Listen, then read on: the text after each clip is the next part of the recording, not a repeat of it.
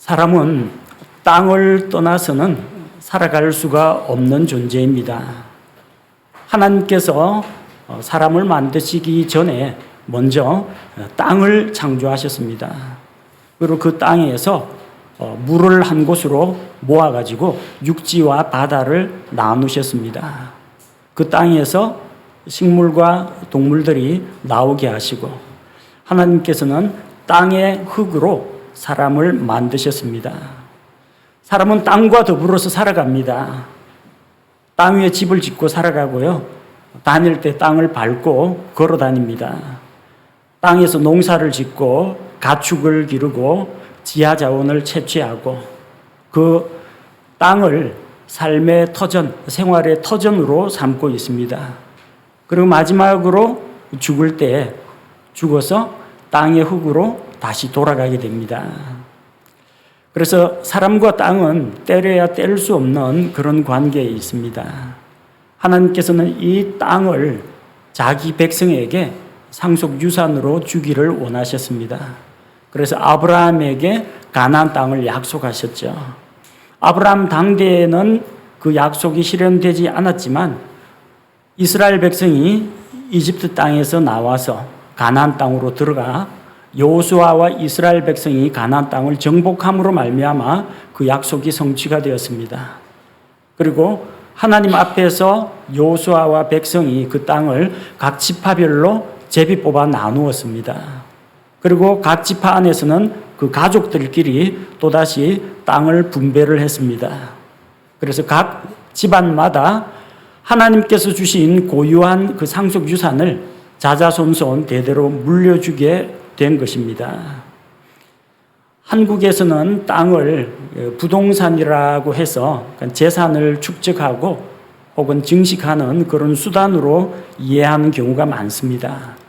그러나 이스라엘 사람들에게는 땅은 하나님께서 주신 상속 유산이요, 대대로 관리하고 유지하고 자손에게 물려줘야 할 것으로 생각하고 있습니다. 오늘 우리가 읽은 룻기 말씀에는 하나님으로부터 물려받은 그 상속 유산을 팔아버린, 그래서 땅이 없는 이 나오미와 룻에 대한 이야기입니다. 그 나오미와 룻이 다시 베들레헴으로 돌아왔는데 보아스를 만나서 잃어버린 땅을 되찾는 이야기가 기록되어 있습니다. 우리는 보아스가 친족 구속자로서 잃어버린 땅을 되찾아주는 그 사건을 통해서 우리의 구원자 예수 그리스도의 대속의 은혜를 함께 되새기고 또 은혜를 나누기를 원합니다. 땅에 대해서 하나님께서 주신 율법의 말씀이 있습니다. 땅은 누구 것이다? 하나님의 것이다. 사람의 것이 아니에요. 사람은 그냥 스쳐 지나가는 나그네에 불과합니다. 레위기 25장 23절 말씀을 보면 땅을 영원히 팔 수 없나니 땅은 내 것이니라. 너희는 나그네요 나와 함께 머무는 자니라. 하나님께서 땅을 만드셨어요. 하나님의 소유입니다. 사람은 땅에서 잠시 있다가 100년을 못 채우고 그냥 떠나가는 그런 존재입니다. 그래서 이스라엘 백성은 땅을 아무도 사유재산이라고 생각하지는 않습니다. 하나님께서 맡기신, 내가 살아있는 동안 나와 내 가족을 위해서 나에게 맡겨주신 소유라고 생각하고 있습니다. 그리고 자기가 죽으면 후손에게 넘겨주고 물려주고 가는 것으로 알고 있습니다. 땅은 사람이 영원히 소유할 수가 없어요. 다른 사람으로부터 땅을 샀다. 그렇다고 내 상속 지분이 늘어나느냐? 늘어나지 않습니다. 50년이 되어가지고 희년이 되면 원주인에게로 도로 돌아갑니다. 그래서 사람은 땅을 영원히 소유하지 못합니다. 하나님만이 영원히 소유합니다. 그런데 만약에 이 상속 재산을 집안이 가난하게 되어가지고 하는 수 없이 땅을 팔았을 경우 그것을 다시 물을 수가 있습니다. 돈을 받고 땅을 팔았는데 다시 그 돈을 도로 주고 되찾을 수 있다는 겁니다. 자기가 능력이 되면 자기 돈으로 찾습니다. 그런데 가난하게 되어가지고 물을 능력이 없으면 자기 형제나 친척이 그 땅을 대신 찾아줄 수가 있습니다. 레위기 25장 24절과 25절 말씀을 보면 너희 소유의 모든 땅에서 너희는 땅을 무르는 것을 허락할지니라. 팔았다 할지라도 그 거래를 물을 수가 있다는 겁니다. 만일 내 형제가 가난하게 되어 자기 소유 중 얼마를 팔았는데 그의 친족 중 하나가 와서 그것을 물으려거든 그는 자기 형제가 판 것을 물을 것이요. 본인이 가난해서 물을 수가 없다면 그 친족이 와서 물을 수가 있다는 겁니다. 땅을 판 사람의 가까운 친족이 그 땅을 산 사람에게 돈을 주고 그 땅을 되찾아 올 수가 있다는 겁니다. 그래서 자기 친족이 잃어버린 땅을 도로 되찾아 주는 사람을 가리켜서 친족 구속자라고 합니다. 히브리어에서는 고엘이라고 하는데 가까운 친족으로서 친족의 채무라든지 또 친족의 잃어버린 재산이라든지 또 종으로 팔린 친족을 다시 속량할 수 있는 사람을 친족 구속자라고 합니다. 우리는 룻기에 기록된 친족 구속자 보아스를 통해서 우리 주 예수님을 만나기를 원합니다. 자, 친족 구속자인 보아스는 어떤 사람이며 무슨 일을 했는지 한번 살펴보겠습니다. 첫째로 친족 구속자 역할을 한 이 보아스는 나오미와 룻에게 가까운 친족이었습니다. 원래 엘리멜렉이라는 사람의 가족이 있었어요. 엘리멜렉의 아내가 나오미입니다. 아들이 둘 있는데 말론과 기론이라는 두 아들이 있습니다. 베들레헴 땅에 흉년이 들어가지고 먹고 살기가 힘들어지자 땅을 팔았습니다. 자기 상속 유산 땅을 다 팔아가지고 돈을 모아가지고 모압 땅으로 건너갔습니다. 요르단강 건너 모압 땅으로 갔습니다. 거기서 가지고 있는 돈 다 썼습니다. 10년 뒤에 엘리멜렉이 죽고 두 아들 말론과 기론도 죽었습니다. 세 과부만 남았습니다. 나오미 과부가 되었고 오르바와 룻, 모압 여인도 며느리로 들어왔다가 과부가 되었어요. 그 가운데서 오르바는 자기 민족 모압 사람들에게로 돌아가고 나오미는 베들레헴으로 들어옵니다. 하나님께서 베들레헴에 곡식을 주셨다, 풍년이 들었다 해서 베들레헴으로 돌아가는데 이방 여인, 모압 여인 룻이 며느리가 자기 시어머니를 따라갑니다. 어머니의 백성이 나의 백성이 되고 어머니의 하나님이 내 하나님이 되기를 원합니다 하면서 같이 베들레헴 땅으로 들어오게 됩니다. 자, 하나님께서 베들레헴에 풍년을 주셨는데 곡식을 주셨는데 나오미와 룻은 먹을 게 없습니다. 왜요? 땅이 없으니까. 농사를 짓지 않았으니까. 가난한 자는 그럼 굶어 죽어야 하느냐? 하나님이 주신 율법이 있습니다. 너희가 곡식을 수확할 때 나달 하나하나 전부 다 수확하지 말고 밭 한 모퉁이에는 베지 말고 남겨두라고 했습니다. 가난한 자들이 그것을 먹을 수 있도록. 그 다음에 곡식단을 모을 때 땅바닥에 떨어진 이삭은 줍지 말라고 했습니다. 가난한 자들이 그거 주워가도록. 그 다음에 곡식단을 싣다가 그 한 뭇을 밭에 떨어뜨려 놨다. 도로 가서 찾아오지 말고 내버려 두라고 했습니다. 가난한 자들이 먹을 수 있도록. 그래서 이삭 줍기를 통해서 가난한 자들도 굶주리지 않고 먹을 수 있도록 하나님이 허락해 주었습니다. 그래서 시어머니 나오미를 복양하기 위해서 며느리 룻이 밭에 나가서 이삭 줍기를 했습니다. 근데 룻이 이삭을 줍던 그 밭이 보아스라는 사람의 땅이었습니다.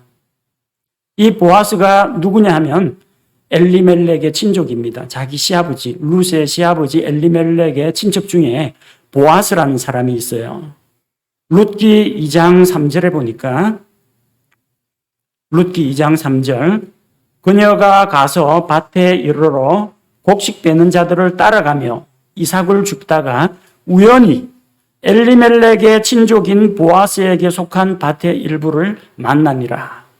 이 밭, 저 밭 다니면서 이삭 줍기를 하다가 우연히 보아스의 밭에 들어갔는데 그 보아스가 누구냐 하면은 자기 시어머니 나오미의 남편인 엘리멜렉의 친족이었다는 겁니다.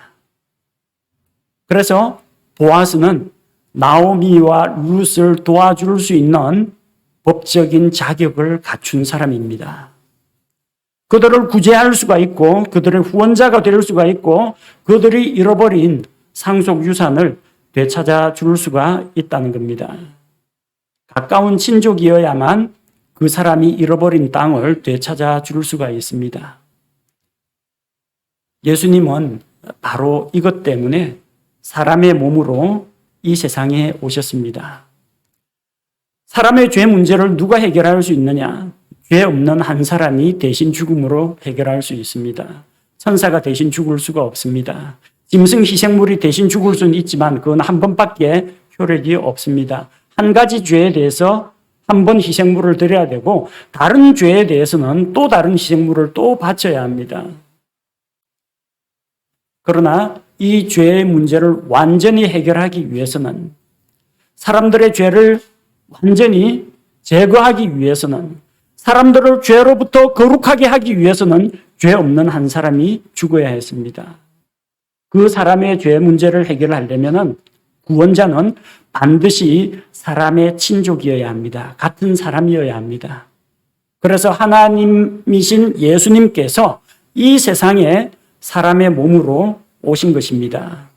예수님께서 낮고 비천한 사람의 몸으로 세상에 오신 것은 우리의 친족 구속자가 되셔서 우리가 안고 있는 죄와 불법을 우리 대신 담당하기 위해서였던 것입니다. 두 번째로 생각할 문제는 보아스는 능력이 있는 사람이었습니다. 자기 친족이 잃어버린 땅을 되찾아 주려면 땅을 사간 사람한테 돈을 주고 찾아와야 됩니다. 그 돈을 모아가지고 모압에서 10년 동안 썼으니까 땅값이 좀 비쌌던 모양입니다. 꽤 많은 돈을 받았을 것 같아요. 이제 그 땅을 물으려면 돈을 내야 합니다. 누가 해주겠습니까? 가까운 친척이라고 다 해주진 않습니다. 능력이 있어야 됩니다. 값을 지불할 만한 능력이 있어야 가능하다는 겁니다. 보아스는 능력이 있는 사람이었습니다. 솔로몬이 건축한 예루살렘 성전에는 성전 앞쪽에 기둥이 두 개가 서 있어요. 오른쪽 기둥이 야긴이라고 합니다. 왼쪽 기둥이 보아스라고 합니다. 야긴이라는 이름의 뜻은 그가 세울 것이다 그런 뜻이고요. 보아스라는 기둥의 이름의 뜻은 그에게 능력이 있다 그런 뜻입니다. 보아스가 뭐라고요?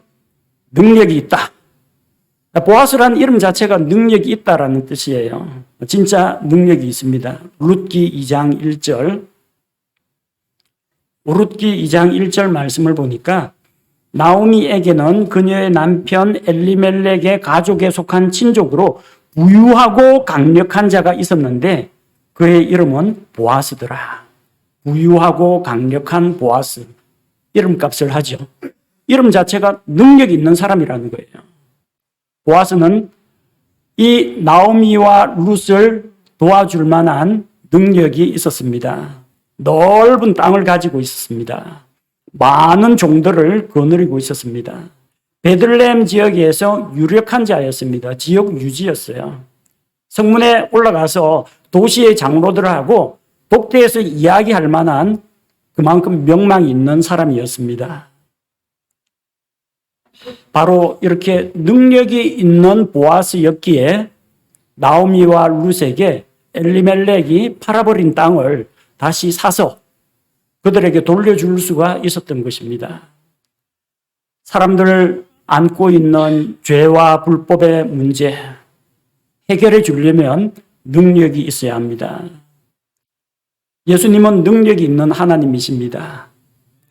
또 예수님께서는 사람들의 죄를 대신 속죄할 수 있는 능력이 있었습니다. 모든 사람은 죄를 지어서 심판을 받아 영원한 지옥의 형벌을 받아야 마땅한 사람입니다. 그런데 이 죄에 대한 죄의 삭은 사망이요. 이 죄의 삭을 지불하기 위해서는 아무런 죄가 없는 한 사람이 대신 값을 치르고, 즉 자기 생명을 버리고 죽어야만 했습니다. 사람들 가운데는 이걸 해줄 만한 능력이 있는 사람이 아무도 없습니다. 다 죄인이기 때문에. 오직 거룩하고 흠이 없으신 하나님의 아들, 우리 주 예수님께서 우리 죄들을 위해서 이 일을 해주셨습니다. 예수님이 사람의 몸으로 이 세상에 오시고 십자가에 달려 우리의 죄를 대신하여 피 흘려 죽으심으로 구속을 이루셨습니다. 베드로전서 2장 24절 말씀을 보겠습니다. 베드로전서 2장 24절, 친히 나무에 달려 자신의 몸으로 우리의 죄들을 지셨으니 이것은 죄들에 대하여 죽은 우리가 살아서 의에 이르게 하려 하심이라. 그분께서 채찍에 맞음으로 너희가 고침을 받았나니.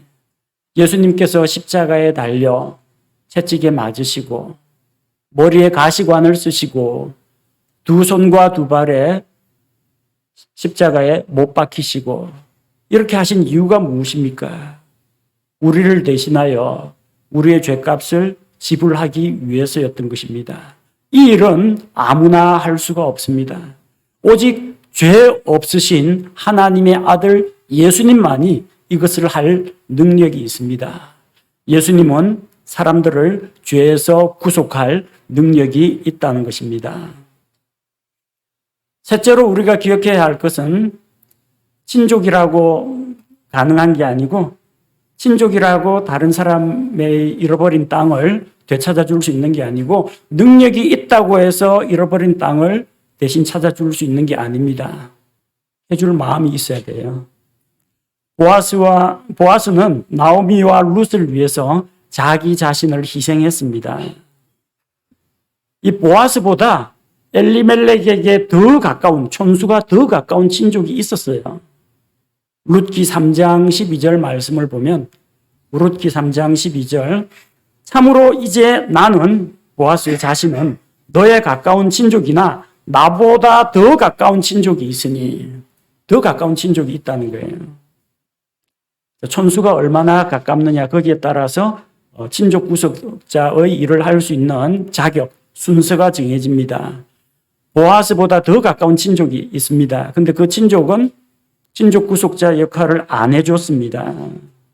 룻기 4장 6절을 보니까 보아스는 원리 원칙을 따집니다. 그래서 자기가 룻을 마음에 두고 있고 나오미와 룻을 도와주려고 하지만 율법에 따라서 가까운 친족한테 먼저 찾아가서 물어봅니다. 엘리멜렉의 유족 나오미와 룻이 있는데 그 잃어버린 땅을 찾아주려면 당신이 해야 된다. 당신이 아니면 그 다음 차례는 나다. 그 다음에는 아무도 없다. 근데 그 더 가까운 친족이 하는 말이 있어요. 룻기 4장 6절. 그 친족이 이르되 나는 내 상속 재산에 손해가 있을까 염려하여 나를 위해 그것을 물을 수 없나니 나의 물을 권리를 내가 취하라. 나는 그것을 물을 수 없노라 하니라.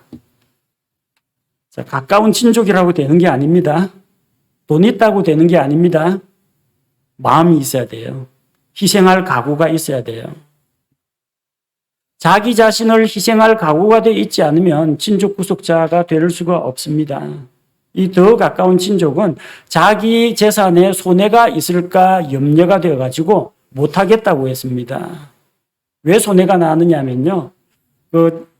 땅을 잃어버린, 땅을 팔아버린 사람의 땅을 자기 돈 내가지고 대신 사서 땅 소유권을 그 유족에게 넘겨줘야 됩니다. 내가 너 대신 땅을 사서 너한테 줬으니까 이따 갚아라. 이거 못합니다. 돈 돌려받지 못합니다. 쓰는 돈이에요. 아낌없이 주는 돈입니다. 그 친족에게 다시 내가 했으니까 나중에 농사 지어가지고 갚아라 이렇게 이야기할 수가 없어요. 결과적으로 자기 재산에서 그 땅값만큼의 손해가 납니다. 그 다음 손해가 뭐냐면요. 그 남아있는 그 형제의 남은 유족 과부하고 결혼을 해가지고 거기서 태어나는 첫 아들을 자기 아들이 아니라 그 죽은 형제의 아들로 아들로 삼아야 됩니다. 그래서 자기 아버지의 씨를 잇도록 해야 합니다.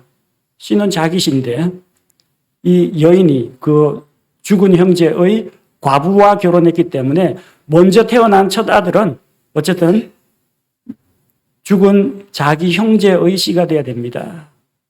아들 하나 빼앗기는 거예요. 두 번째 애부터 자기 애가 됩니다. 근데 첫째 애 낳고 단산해버렸다. 자기 집에 자식이 없는 겁니다. 그때부터는. 그 위험 부담을 감수해야 돼요. 그리고 그 아이가 성인이 될 때까지 후견인이 되어가지고 그 아이를 자기 아이처럼 키워야 됩니다.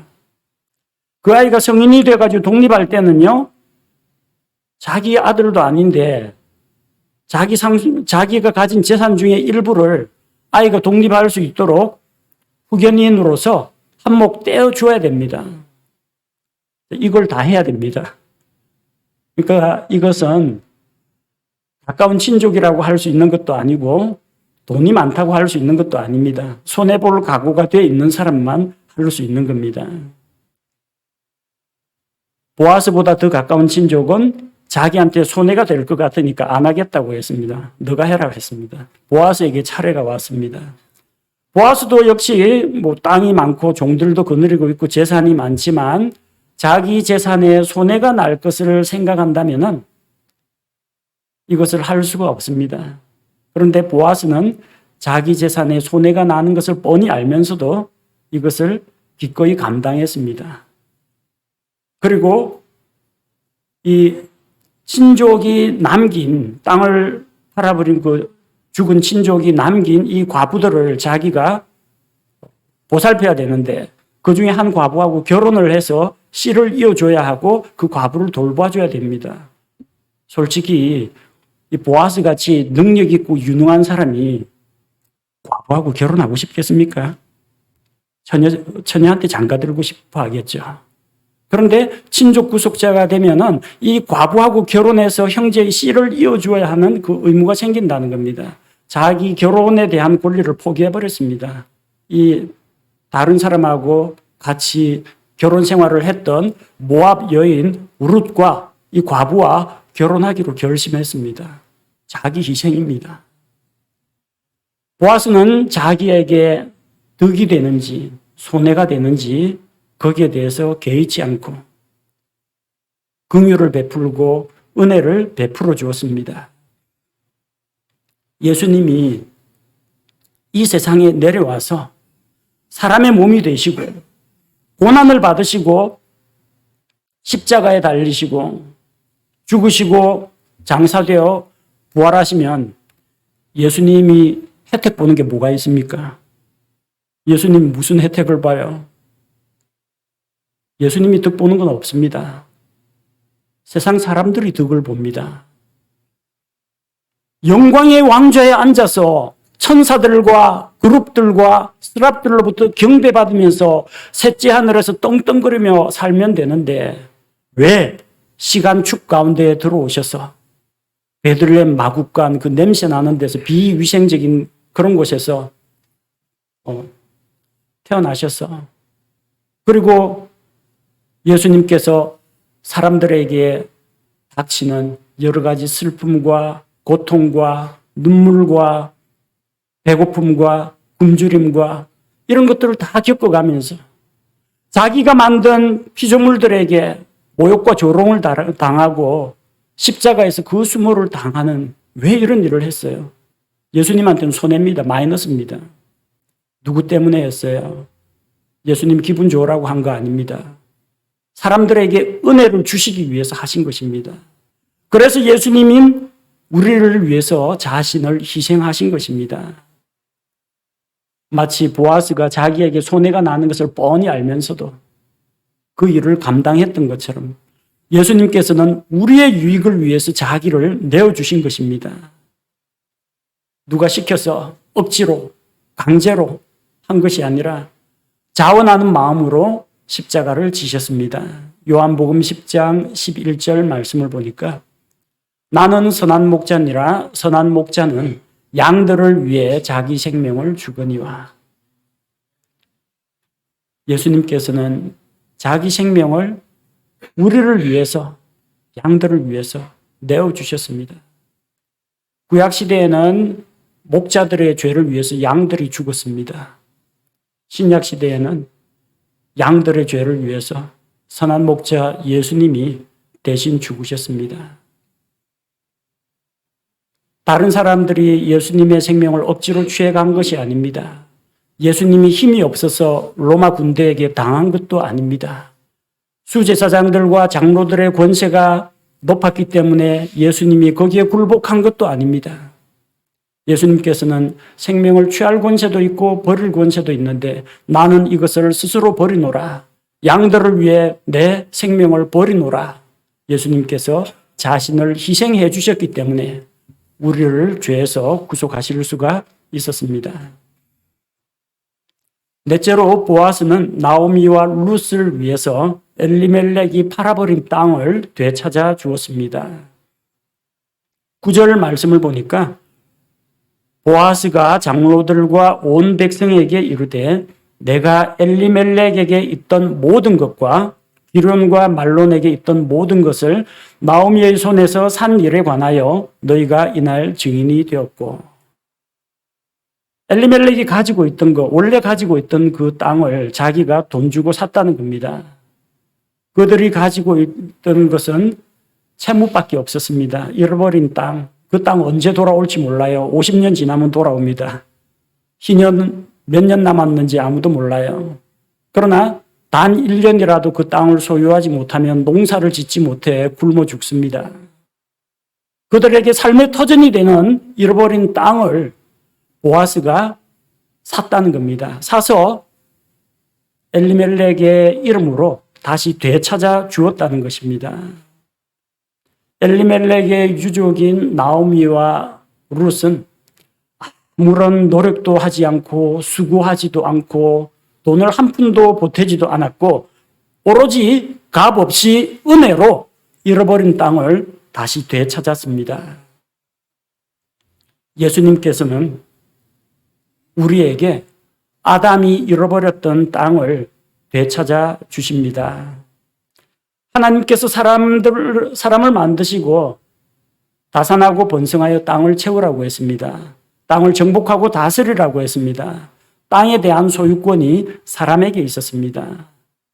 그러나 사람이 하나님의 말씀에 순종하지 않고 마귀의 말에 순종했습니다. 마귀에게 순종하면 마귀의 종입니다. 종은 재산권이 없습니다. 종이 가진 것은 전부 주인의 것입니다. 그래서 땅에 대한 지배권, 땅에 대한 통치권이 아담에게서 마귀에게로 넘어갔습니다. 누가복음 4장 6절에 보면요. 마태복음 4장하고는 조금 다르게 기록되어 있습니다. 누가복음 4장 6절 마귀가 그분께 이르되 이 모든 권능과 그 왕국들의 영광을 내가 내게 주리라. 엎드려 경배하면 너에게 주겠다. 마귀가 예수님에게 이야기합니다. 그것이 내게 넘겨졌으므로 왕국의 영광과 권세와 지배권이 마귀에게 넘겨졌다는 겁니다. 누구든지 내가 원하는 자에게 그것을 주리라. 아담은 마귀에게 순종함으로 말미암아 마귀의 종이 되고 땅에 대한 지배권, 통치권이 마귀에게 넘어갔습니다. 그래서 지금 마귀가 이 세상의 왕, 이 세상의 통치자가 된 것입니다. 그러나 예수님께서 자기 피로 우리를 대속하시고 마귀의 권세를 물리치셨습니다. 예수님께서 땅에 대한 권리를 되찾으러 오실 것입니다. 예수님께서 지상 재림하여 이 땅에 천년 왕국을 세우실 때 예수님의 통치권은 저 땅의 맨 끝까지 이르게 될 것입니다. 시편 2편에 기록된 메시아의 영광에 대한 것이 바로 그것입니다. 메시아가 오셔서 땅 끝까지 통치하시고 철장 권세로 다스리신다는 겁니다. 그때 예수님께서 다시 오셔서 천년왕국에서 왕으로 다스리시며 우리 믿는 성도들을 예수님을 도와서 왕국을 다스리는 통치자로 삼으실 것입니다. 아담이 잃어버린 땅에 대한 권리를 예수님께서 회복시켜 주신다는 겁니다. 왜냐하면 예수님은 우리의 친족 구속자이기 때문에 우리가 잃어버렸던 땅을 다시 되찾아 주실 수가 있는 것입니다. 다섯 번째 우리가 기억해야 할 것이 있습니다. 보아스는 모압 출신의 과부 여인 룻을 자기 아내로 맞이했습니다. 본문 10절의 말씀을 보니까 또 내가 말론의 아내 모압 여인 룻을 사서 내 아내로 삼고. 자, 보아스는 과부가 된 룻을 자기 아내로 삼아 그녀를 사랑하고 그녀를 보살폈던 것입니다. 보아스와 룻이 결혼을 해서 가정을 이룬 곳이 베들레헴입니다. 오늘 본문 말씀해 보니까 내가 에브라다에서 훌륭하게 행하고 베들레헴에서 유명하게 될지니라. 룻계의 배경이 되는 곳이 베들레헴이에요. 베들레헴이라는 말의 뜻은 빵집이란 뜻입니다. 빵의 집, 벳, 집이죠. 레헴, 빵이란 뜻입니다. 빵의 집. 바로 이 보아스와 룻 사이에서 그 계보에서 누가 오시느냐? 예수 그리스도께서 탄생하십니다. 보아스와 룻은 예수님의 육신의 조상입니다. 구속자이신 예수님께서는 바로 이 베들레헴에서 태어나십니다. 예수님은 빵의 집 베들레헴에서 생명의 빵으로 이 세상에 오신 것입니다. 이게 결코 우연은 아닙니다. 우리 역시 보아스가 과부 여인 룻과 결혼해서 자기 아내로 삼은 것처럼 우리 역시 과부였습니다. 우리는 순결한 한 처녀로서 그리스도의 신부 아닙니까 하는데 우리는 과부 출신입니다. 우리는 과거에 유대인이나 이방인이나 율법의 매인자였습니다. 율법에서 떨어질 수가 없는 존재였습니다. 성문화되어 있는 돌에 새겨진 율법을 받았건 하나님께서 사람의 양심에 새겨진 마음의 법에 새겨진 하나님의 법을 받았건 간에 우리는 율법과 때려야 때릴 수 없는 관계입니다. 율법에 매여서 삽니다. 그래서 로마서 7장 1절에서 3절을 보면 우리의 옛 남편이 율법이라고 합니다. 율법하고 헤어지고 싶은데 헤어질 수가 없어요. 결혼의 유효기간은 언제까지? 죽을 때까지. 남편이 확 죽었으면 좋겠는데 그래야 시집 가는데 남편이 율법이에요. 율법은 하나님의 말씀입니다. 하나님의 말씀은 죽지 않습니다. 천지는 없어질지라도 율법은 없어지거나 사라지거나 변개되거나 죽지 않습니다. 율법이 안 죽으면 어떻게? 내가 죽어야지. 죽어야 남편에게서 율법, 옛 남편 율법에게서 해방됩니다. 그래서 우리가 예수님을 믿을 때 예수 그리스도의 십자가의 죽음이 곧 나의 죽음이요 예수님께서 일으켜지심이 내가 하나님을 향하여 의에 대하여 다시 살아난 것입니다. 이렇게 믿고 고백하는 것입니다. 우리는 그리스도와 함께 십자가에 못 박혀 죽었습니다. 옛 남편 율법하고 사별했습니다. 이혼이 아니라 사별입니다. 율법은 안 죽지만 우리가 죽었으니까 남편하고 헤어졌죠? 과부됐습니다. 이 과부가 된 자를 예수 그리스도께서 자기의 신부로 삼아주신 것입니다. 보아스가 과부 여인 룻을 자기 아내로 삼은 것처럼 예수님께서는 우리를 자기의 아내로 삼아주었습니다. 신약교회는 그래서 그리스도의 신부입니다. 고린도후서 11장 2절에 보니까 고린도후서 11장 2절 내가 하나님께 속한 질투로 너희에 대하여 질투하노니 이는 내가 너희를 순결한 한 처녀로 그리스도께 드리기 위해 한 남편에게 너희를 정혼시켰기 때문이라. 우리는 그리스도와 함께 죽고 다시 태어난 존재입니다. 하나님 앞에서 새로운 피조물이 되었습니다. 그래서 그리스도의 신부로서 신약교회는 그리스도의 신부로서 살아가는 것입니다. 룻에게 필요한 모든 것은 보아스가 공급했습니다. 땅을 되찾았죠. 그럼 나오미하고 룻이 밭에 나가서 일을 했을 것 같습니까? 당시는 여성이 할 수 있는 일들은 몇 가지로 제한되어 있습니다. 살림하고 요리하고 바느질을 하고 이런 것 말고는 대부분의 일, 산이나 들이나 바다에서 일하는 것은 남자의 몫이었습니다. 보아스가 룻을 먹여 살렸습니다. 아내로 삼고 사랑하며 보살펴 주었습니다. 우리에게 필요한 모든 것은 신랑이신 그리스도 예수님께로부터 옵니다. 여러분, 우리가 뭘 할 수 있겠습니까? 우리에게 지혜가 있습니까? 능력이 있습니까? 가진 것이 많습니까? 우리는 연약한 존재요. 보살핌과 돌봄이 필요한 양들과 같고 신부와 같습니다. 머리이신 그리스도께서 자기의 몸을 보살피듯이 예수 그리스도께서 신약교회, 그 교회 성도 한 사람 한 사람, 우리 각 사람을 보살피시는 것입니다. 룻이 보아스를 만나서 하나님의 은혜 안으로 들어오고 하나님의 백성이 된 것처럼 우리 역시 마찬가지입니다. 예수 그리스도를 믿고 구원받아 우리는 그리스도의 신부가 되었고 모든 필요한 것들을 주님으로부터 공급받는 자가 된 것입니다.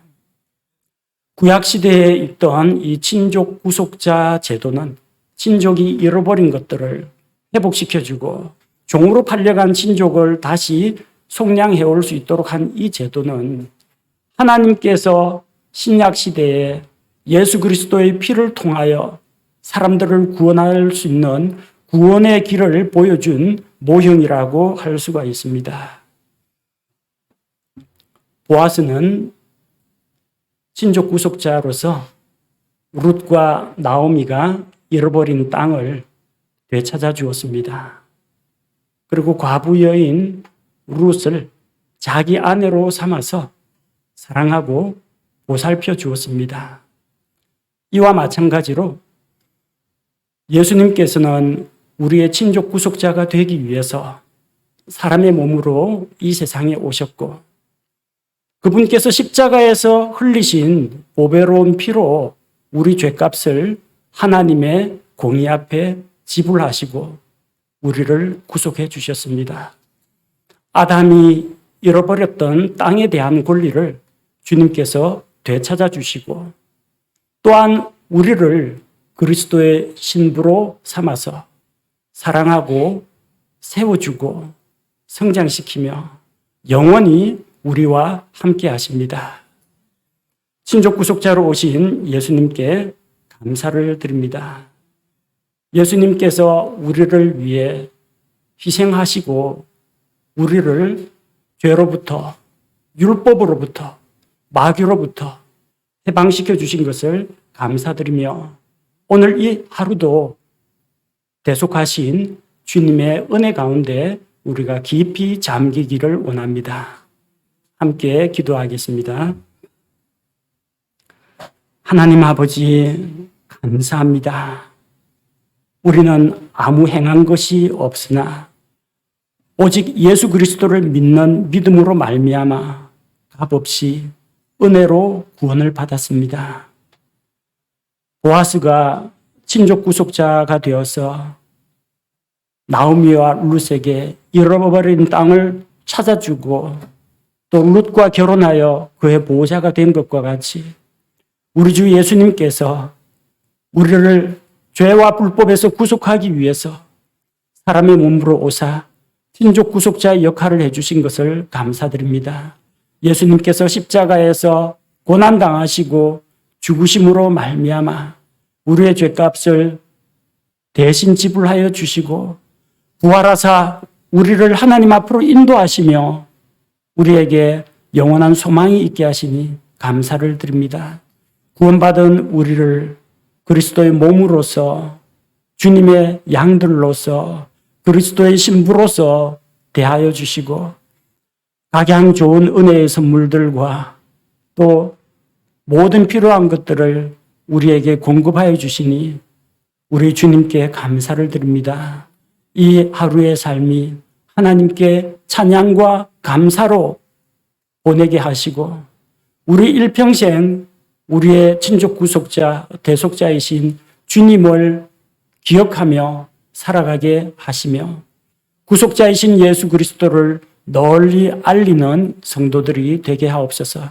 예수님의 이름으로 감사드리며 기도합니다. 아멘.